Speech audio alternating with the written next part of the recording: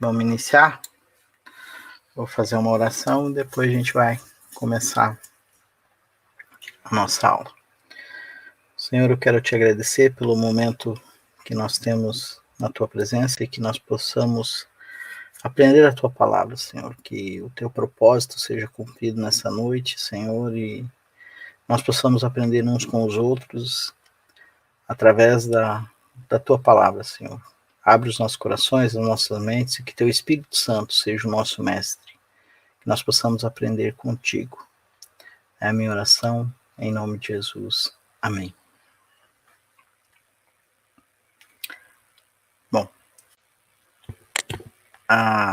dando continuidade, né, ao que a gente tinha proposto lá no cronograma do TCL, então vou falar sobre relacionamento consigo mesmo, né, comigo mesmo. Mas o tema mais específico da aula de hoje é seguro em Cristo, abraçando sua verdadeira identidade em Cristo. Hoje a gente vai ver uma parte e na próxima terça-feira uma segunda parte, né? Que está dividido assim: a parte 1, palavras e frases destrutivas, as maneiras que tendemos a responder, como que a gente responde a essas palavras destrutivas que são proferidas, né? Palavras e frases são proferidas contra nós. E na parte 2, as bases bíblicas para o nosso valor, como nós nos valorizamos, o que é o nosso valor com base naquilo que a palavra de Deus fala, uma aplicação prática e recuperando a alegria. Então esse é o propósito que eu tenho para falar sobre esse assunto. Ouvimos palavras e frases destrutivas. Todos nós temos uma história, né? Nós não nascemos, mesmo que nós nasçamos cristãos, né? Nós temos uma história que ela vai sendo construída ao longo da nossa jornada, da nossa vida. E em muitos momentos nós ouvimos palavras e frases que tendem a ser pejorativas ou destrutivas, né? Desde quando nós somos lá pequenos, né? E até hoje em dia. Então essas frases, elas vêm de diversos lugares, elas vêm de diversas situações. No nosso passado, como eu falei, mesmo quando você é crente ou não crente, nosso passado traz uma carga toda que nós carregamos e essas palavras vão se acumulando em nossa vida. Da sociedade, né? Nós ouvimos tantas coisas na sociedade, né? Eu tenho um problema com peso, sou um pouco acima do peso ideal visto pela sociedade, então isso são frases que também são jogadas em cima de mim, né? Por causa dessa questão, eu sou calvo, então isso também é falado, né? E outras coisas. Então a sociedade, ela é uma sociedade que oprime, que busca colocar adjetivos, né? E uma carga sobre as pessoas.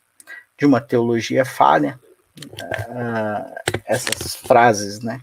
Podem vir da parte da teologia, quando nós não entendemos muito bem o que é a teologia e como ela é usada para fazer com que nós entendamos aquilo que Cristo e Deus quer de nós, então nós somos colocados sobre um fardo pesado, um jugo pesado, quando o jugo de Jesus é um jugo leve e é fácil de carregar.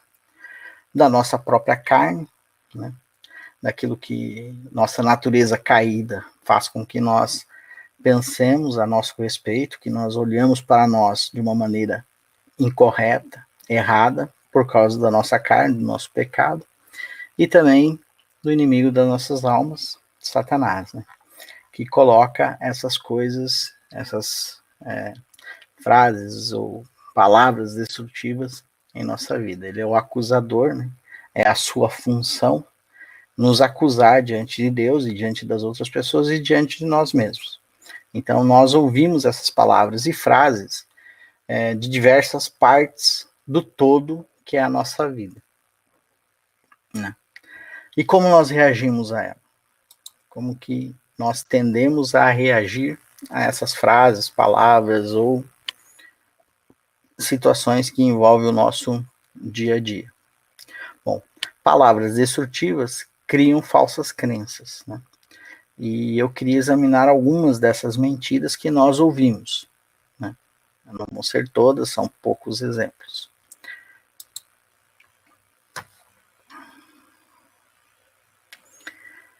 A primeira, como eu falei, né, que é: devo cumprir certos padrões para me sentir bem comigo mesmo.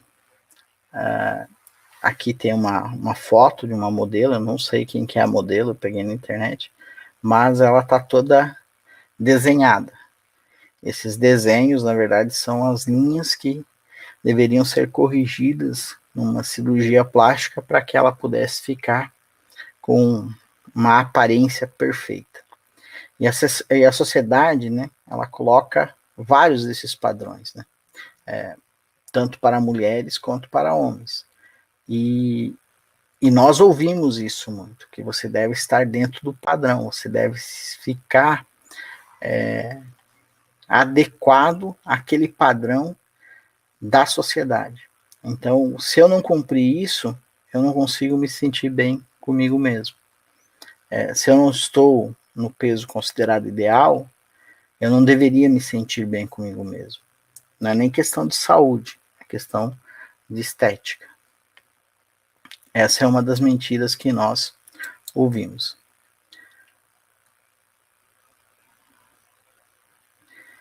A segunda mentira é: devo ter a aprovação dos outros para me sentir bem comigo mesmo. Em diversas situações, né, em diversos tipos de pessoas, ela busca a aprovação dos seus semelhantes, ou dos seus próximos, das pessoas que estão à sua volta, para que ela consiga se sentir bem consigo mesma, né? Independente dela estar fazendo aquilo que ela quer ou não, o que ela gosta ou não, ela precisa dessa aprovação daqueles que estão à sua volta para que ela consiga estar satisfeita, para que ela se sinta realizada, né? E isso também é uma mentira colocada diante de nós, porque nem sempre a sociedade ou a maioria das pessoas precisa aprovar aquilo que você está fazendo.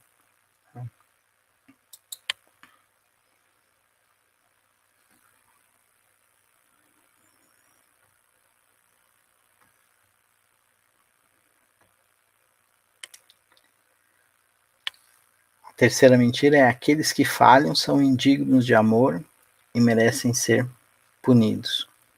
Geralmente a gente não vive num ambiente de acolhimento, né, de aceitação. Então, quando há uma falha, essas pessoas tendem a se sentir culpadas ao ponto de sentir que merecem a punição e que são indignos de amor. São apenas 3 exemplos de algumas mentiras que nós ouvimos e que são bem comuns, né? E como nós reagimos a elas? Em primeiro lugar, é compensando, né? Uma compensação. A gente busca compensar essas mentiras que nós ouvimos, do jeito que a gente é. Então, se o meu padrão não está adequado ao padrão da sociedade, eu busco uma compensação. Se eu falhei, eu vou buscar uma compensação. Se eu não tenho aprovação daqueles que estão ao meu lado, eu vou buscar uma compensação. Outros se isolam, elas buscam ficar isoladas. Então, são as pessoas que são tímidas, ou as pessoas que são retraídas, ou as pessoas que, por causa de alguma coisa que não sente bem consigo mesmo no seu corpo, ou da forma como agem, ou por não ter a aprovação dos seus pais, dos seus amigos e daqueles que estão à sua volta, eles acabam se isolando. Um comportamento também, em resposta a essas coisas que são colocadas para as pessoas, é o constante comparação, a constante comparação. Constantemente nós nos comparamos, tanto em sucesso quanto em fracasso, no padrão, como eu falei já, no padrão estético, no carro, na roupa que você usa. Então, constantemente você está se comparando com outras pessoas, né? Uma outra forma de responder tudo isso é confiar cegamente nas outras pessoas, Você não ser mais crítico e confiar naquilo que as pessoas vão falar a seu respeito ou a respeito daquilo que você está fazendo. E, por último, é usando máscaras relacionais.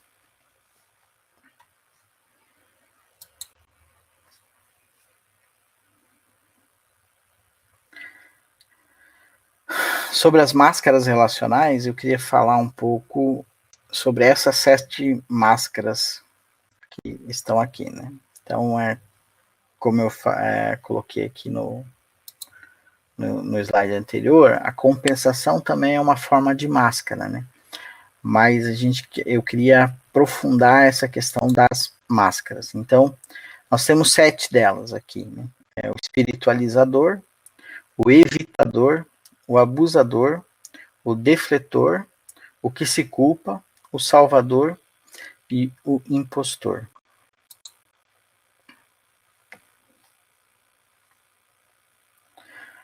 O espiritualizador. Então, esse nós conhecemos bem, né? No nosso meio, né? Com certeza você já se deparou, né, com alguém que parece espiritual, né? Ele quer se parecer espiritual, quer ter uma áurea de santidade, fala de uma forma diferente, tem um linguajar crente, né? E tudo que ele faz quer parecer de uma forma mais espiritual. Ele nunca nada das suas atividades, nenhuma das suas atividades não é na esfera espiritual. Ele se esconde atrás de palavras piedosas. O que seriam essas palavras piedosas? Como eu falei, o linguajar dele é diferente, né? Ele acaba falando ou glória ou outras expressões do meio evangélico, e isso é constante no seu linguajar, né? Ele muda até a forma de falar para se parecer mais espiritual, focado na boa aparência e sempre pronto para dar um sermão, ao invés de um afeto e ajuda prática. Aquela pessoa que sempre tem uma palavra, mas uma palavra de exortação, né? Uma palavra de colocar você para baixo. Ele sempre consegue ver os seus defeitos e tenta, através da palavra, te corrigir. Mas ele nunca vai te dar um afeto ou uma ajuda prática para a situação que você está passando.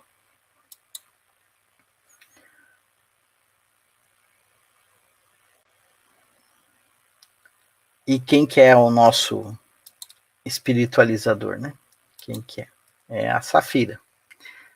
O texto está lá em Atos, capítulo 5, do versículo 1 a 10, né? Que relata a morte de Safira. Então, esse é um quadro que está aqui retratando o que aconteceu nesse caso. Tanto Ananias, né, quanto Safira, eles ficaram com inveja daquilo que estava acontecendo na igreja, foram vender uma propriedade e retiveram parte do dinheiro. Então, a aparência de espiritual. Não, eu vou dispor do meu bem também. Mas não era com um coração puro. Eles não estavam fazendo de boa vontade. Eles queriam só a aparência de ser espiritual. Então, eles foram e fizeram isso. E como forma de punição, naquela época, naquele momento, ela imediatamente, né, ele morreu e ela morreu depois, né?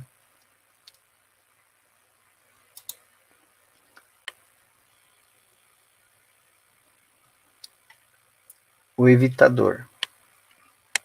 Então, é aquele que enterra a cabeça na areia, né? Ele acha que evita a dor, mas na verdade ele só adia. Ele não permite que Deus trabalhe em sua vida nas situações difíceis. Ele não dá abertura para que o Espírito Santo ajude-o naquele momento em que ele está passando por dificuldade. Ele se isola. Ele não quer criar caso. Aquela pessoa que evita qualquer coisa para se envolver a fundo. Ele não quer criar caso com ninguém. Ele fica ali só sendo superficial. E ele procrastina. procrastina, né? Procrastinador. Palavra difícil de falar para mim. Ele adia todas as coisas. Por quê? Porque ele evita tomar uma decisão, ele evita confrontar, ele evita decidir, né? Ele evita todas as coisas, porque ele não quer sentir dor. Nosso exemplo bíblico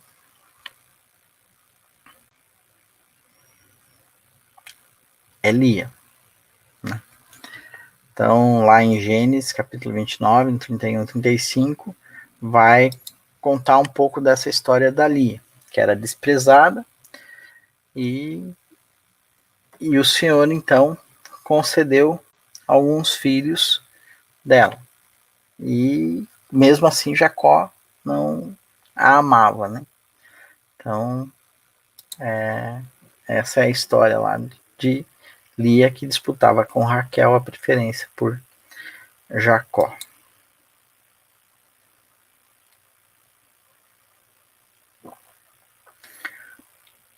O abusador.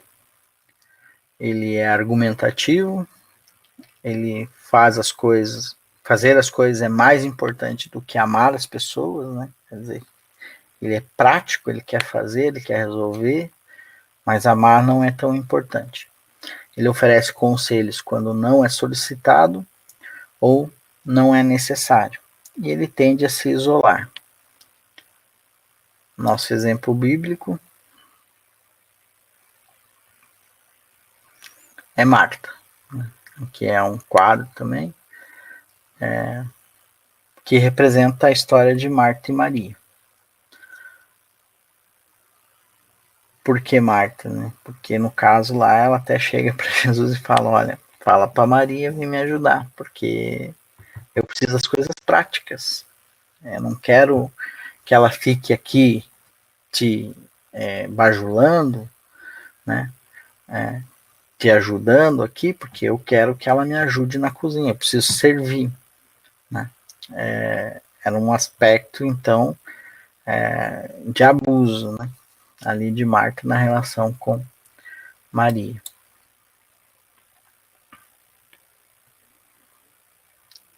O defletor. O defletor aqui, até eu fui, quando estava pesquisando aqui, realmente essas características existem na psicologia. O defletor aqui é aquela pessoa que a gente fala que é ensaboada, né? Que não você nunca consegue pegar, você nunca consegue ter uma conversa firme com aquela pessoa, ela sempre sai pela tangente, né, que nem a gente diz. Então esse é o defletor. Ele procura dizer ou fazer algo sempre que uma situação fica tensa. Então, quando tem uma situação de tensão, ele sai pela tangente, ele faz alguma coisa, ele diz alguma coisa, mas ele não resolve aquela situação. Ele conta muitas piadas e histórias, né? Para também não precisar resolver a situação. Ele muda de assunto se ele se tornar muito pessoal. Ninguém entra na vida dele. Não consegue conhecê-lo a fundo, nem ver como é que ele é fora daquela casca, porque sempre muda de assunto. Ele vai conseguir fugir, ele quer fugir. E ele mantém-se muito preocupado para não ter relacionamentos profundos. Ele se mantém ocupado para não precisar ter relacionamentos profundos.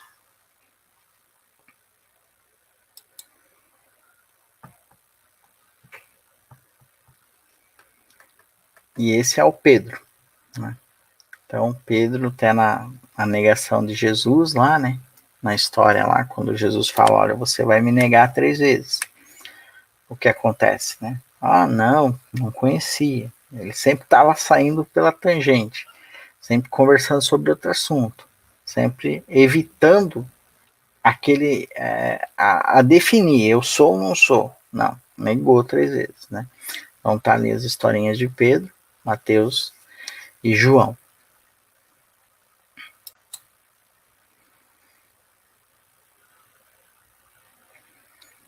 O que se culpa? Se vê como uma causa perdida. Aquela pessoa que não consegue ver que os seus problemas têm solução. Ele sempre pensa que o mundo acabou e que nada vai resolver mais na sua vida. Tem dificuldade em aceitar o amor de Deus e dos outros. Por quê? Porque ele não se acha merecedor. Ele não consegue encontrar em sua vida uma razão para receber amor, seja de Deus, seja dos pais, do marido ou da esposa, dos filhos, ou de qualquer pessoa. Ele tem uma dificuldade muito grande de aceitar esse amor. Ele vive com autopiedade e culpa constantes, quer dizer, eu sou aquela pessoa muito ruim, que faz muitas coisas erradas, né? Sou um pobrezinho, né? Toda essa situação de autopiedade. E tudo que dá errado é sua culpa. Então, se alguma coisa acontecer, é culpa sua. É culpa dele, né? Ele não consegue enxergar que as coisas acontecem erradas por diversas situações, né? Às vezes acidentes acontecem. Então, tudo que acontece de errado é culpa dele. Ele vai assumir a culpa por qualquer coisa que aconteça de errado.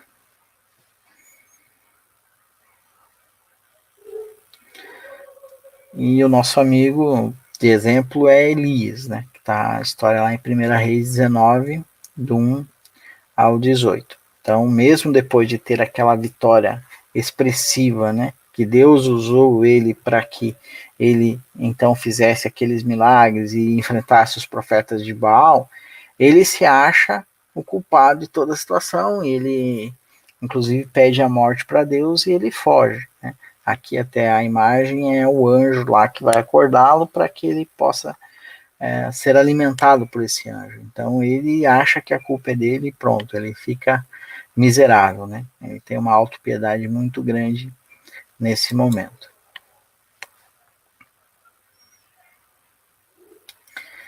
O Salvador, né? Ele sempre está ocupado resgatando alguém. Quer que as pessoas percebam seus sacrifícios, ele negligencia suas próprias necessidades e carrega o mundo nos ombros, né? Então a figura até aqui é um homem carregando o globo terrestre nos seus ombros, né? E esse Salvador mesmo é aquela pessoa que precisa de alguém que dependa dele. Então isso pode acontecer no relacionamento conjugal, pode entre amizades, no relacionamento de trabalho ou na igreja mesmo ali, né? Pode acontecer de ter a pessoa que é o Salvador e que sempre vai querer que alguém dependa dele. Ele sempre vai estar tentando resgatar alguma pessoa, vai ter que sempre carregando todas as coisas em suas costas e vai estar negligenciando as suas próprias necessidades. E esse é nosso amigo Moisés, né? Essa história que está retratada aqui também nessa imagem, e está lá em Êxodo 18, do 8 ao 27, é quando o Jetro chega e fala, olha, você não vai dar conta de todas as situações, você não consegue resolver todos os problemas, então você precisa encontrar auxiliares para que você possa resolver somente os casos mais graves, né? Então ele sai dessa situação de que eu sou o único que consigo resolver todas as coisas para uma situação mais confortável. Isso depois da intervenção de Jetro, que era seu sogro, né? Mas o exemplo cabe muito bem aqui de Moisés. E por último nós temos o impostor. Então aqui a imagem são carneiros, né, ovelhas, e aqui no meio nós temos um lobo. Então o lobo em pele de ovelha. E esse impostor, ele vive com medo de Deus e dos outros. Quer dizer, ele tem alguma coisa escondida. E ele tem medo de ser descoberto. Ele tem medo de que as pessoas vejam quem ele realmente é. E também que Deus veja, né? Por mais que Deus vê todas as coisas, sabe de todas as coisas, mas ele fica sempre com medo de que isso seja revelado. Ele está sempre preocupado com a aceitação e aprovação dos outros, né? Então, lá naquela mentira que a gente falou lá no começo, lá, ele sempre está preocupado com a aceitação dos outros, né? Então ele precisa, e aquilo é verdade para ele. Ele suprime ou camufla os seus sentimentos, né? Ele é um impostor, então ele não revela aquilo que ele está sentindo, quais são os seus verdadeiros sentimentos ou intenções. Ele tem um desejo compulsivo de apresentar uma imagem perfeita, parecido também com o espiritualizador, né? Mas ele sempre está buscando essa imagem perfeita porque ele é um impostor, e como ele tem que parecer, né, diferente do que ele então busca a perfeição, a apresentar essa imagem perfeita, né? Se nós olharmos aqui, né, ele está misturado nessa imagem. Você vê que o lobo não está na frente, não está atrás, ele está misturado, ele está no meio para que as pessoas, ou para que ninguém perceba que ele está ali, né? Então essa parte de apresentar a imagem perfeita tem em relação a isso. Olha, eu sou diferente, né? Eu sou o lobo. É sensível às necessidades e sonhos, é insensível à necessidade e sonhos dos outros. Quer dizer, ele só pensa nele mesmo, só naquilo que ele tem para ele, né? E não com base no que os outros pensam ou quais são as outras necessidades.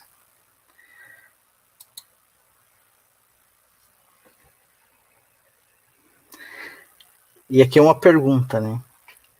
Que a gente pode pensar a respeito. Nós somos um desses mascarados, né? A gente falou de 7 características das pessoas, né? Psicológicas até das pessoas, né? Será que nós não somos um desses mascarados? Ou até que ponto a gente não apresenta uma dessas características que eu falei, né? Nós vimos exemplos bíblicos, né? Por exemplo, Safira, Lia, Elias, Pedro, né? Ninguém como impostor, né? Mas nós vimos esses personagens bíblicos que apresentavam essas características. Como que nós somos? Né? Será que, diante daquilo que nós nos propusemos a falar nessa noite, de estarmos seguros em Cristo, que é essa primeira parte que a gente está falando sobre essas palavras destrutivas e como nós respondemos. Será que em muitas situações essas palavras não nos levaram a agir de uma maneira diferente, né? De uma maneira que até parece uma máscara nos nossos relacionamentos? Na próxima terça-feira, nós vamos continuar e vamos falar sobre a parte das bases bíblicas para nosso valor, né? Aplicação prática e recuperando a alegria. Então, nós vamos conseguir olhar para essa pergunta e responder como nós evitamos de termos esse problema de usarmos máscaras nos nossos relacionamentos, máscaras relacionais, e como nós devemos reagir àquilo que a sociedade nos coloca, né? Aqueles padrões que a gente falou no começo. Então, hoje foi mais curto, né? Até porque é mais difícil falar sobre pela internet aqui, né? Acho que todos os microfones estão habilitados, né? Mas vocês ficam bem quietinhos quando estão em casa. E nós vamos ter a segunda parte, eu espero que vocês possam assistir, né? Ou lá na igreja, ou aqui por essa plataforma, para que a gente possa concluir. Agradeço a todos vocês, a gente gravou, né, a aula toda, depois eu vou disponibilizar a gravação, assim que ficar pronto o link vai ser colocado para que você possa rever e outras pessoas também possam assistir. Eu gostaria de orar para que a gente encerrasse. Senhor meu Deus, eu quero te agradecer pelo momento que nós tivemos na tua presença. Muito obrigado porque nós olhamos para algumas pessoas da Bíblia que são imperfeitas, né? Algumas pessoas que viveram contigo e mesmo assim tiveram alguns problemas na sua personalidade, ó Pai. E nós queremos aprender com isso, Senhor, e nós queremos saber qual que é a nossa posição em Cristo e como nós vamos tratar isso em nossa vida. Muito obrigado, Senhor, porque nos ensinaste, Senhor, através dos exemplos de Moisés, de Pedro, de Elias, Senhor, de Safira, ó Pai, e que nós possamos levar isso para a nossa vida, que nós possamos aprender que nós estamos num processo, e esse processo leva tempo para que nós possamos melhorar. Nós temos um relacionamento contigo e nós queremos também melhorar o relacionamento que nós temos conosco mesmo, Senhor. Usa a tua palavra para nos moldar no caráter de Cristo. É a nossa oração, em nome de Jesus. Amém.